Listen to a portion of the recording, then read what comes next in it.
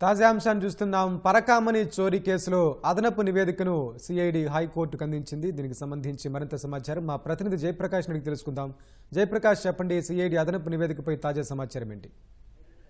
వెంకటేష్, ఈ రోజు హైకోర్టులో సిఐడి అధికారులు అదనపు నివేదికను హైకోర్టుకి సమర్పించారు ఫీల్డ్ కవర్ లో. దీనికి సంబంధించి పరకామణి చోరీ కేసు లోక్ అదాలత్ లో రాజీ పడే వ్యవహారం పైన దాఖలైన పిటిషన్ పైన విచారణ జరిగింది. ఇటీవల దీనికి సంబంధించి నివేదిక రిపోర్టును ఈ నెల 2వ తేదీన హైకోర్టులో సిఐడి అధికారులు సమర్పించారు. ఆ తర్వాత ఈ రోజు అదనపు సమాచారాన్ని చోరీకి అనంతరం జరిగినటువంటి వివరాలన్నింటినీ అందులో పొందుపరిచినట్టు తెలుస్తుంది. దీనికి సంబంధించిన పత్రాలను, అంటే ఇప్పుడు సమర్పించినటువంటి నివేదికలను 2 కాపీలు సీల్డ్ కవర్ లో అందించాలని తెలిపారు. రిజిస్ట్రార్ జ్యుడిషియల్ కు అందించాలని తెలిపారు. అదే కాపీలు సిఐడి సమర్పించిన తరువాత ఆ కాపీలని ఇటు సిజిఐ ముందు ఉంచాలని రిజిస్ట్రార్ జ్యుడిషియల్ కు హైకోర్టు ఆదేశించింది.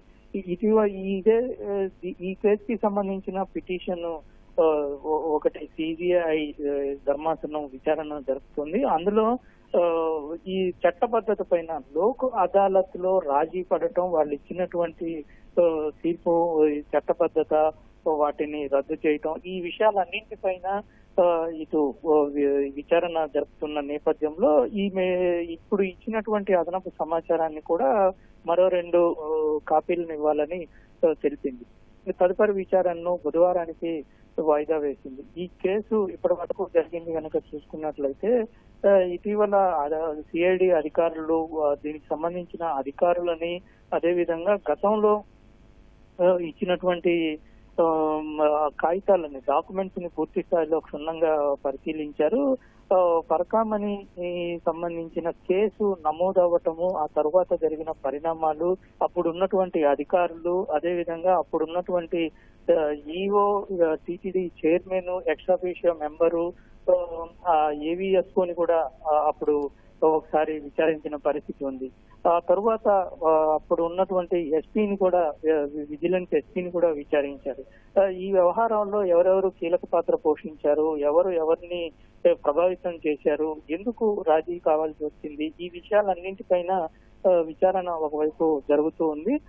మరోవైపు ఏవిఎస్ మరణం పైన కూడా మరోవైపు జరుగుతుంది. అంటే దానికి ఎవరైనా మరణం ఎందుకు జరిగింది అనే విషయం మీద లోతుగా దర్యాప్తు జరుగుతుంది.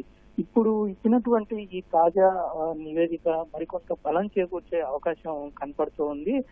తాజాగా మనం చూసాము, ఫిర్యాదుదారుడు కూడా ఒక వీడియో సందేశాన్ని బయటికి ఇచ్చినటువంటి నిందితుడు కూడా వీడియో సందేశాన్ని బయటికి ఇచ్చిన పరిస్థితి చూసాము. దీనికి సంబంధించి అసలు చోరీ ఎలా జరిగింది, ఎందుకు రాజీ పడ్డారు, ఎవరి ప్రమేయం ఉంది, దాన్ని ఏ విధంగా పక్కన పెట్టారు అనే విషయాలన్నింటినూ మరికొంత సమాచారాన్ని సేకరించినటువంటి అధికారులు ఈ రోజు కోర్టుకి ఇచ్చారని చెప్పుకోవచ్చు.